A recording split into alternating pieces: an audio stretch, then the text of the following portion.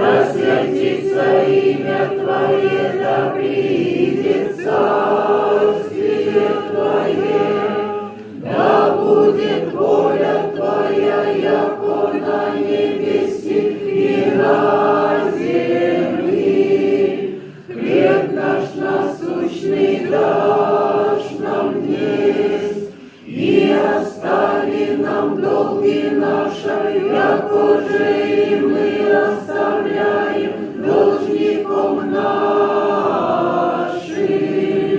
И не введи нас во искушение, но избави нас от лукавого.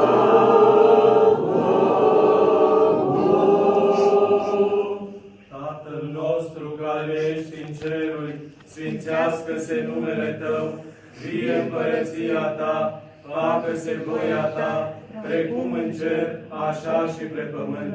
Pâinea noastră cea de toate zilele, dă-ne-o nouă astăzi și ne iartă nouă greșalele noastre, precum și noi iertăm greșiților noștri.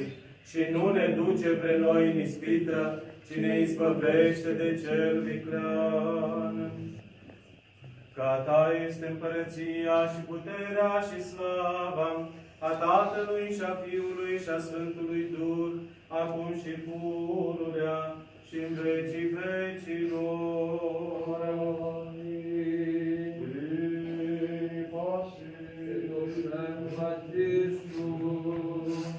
Să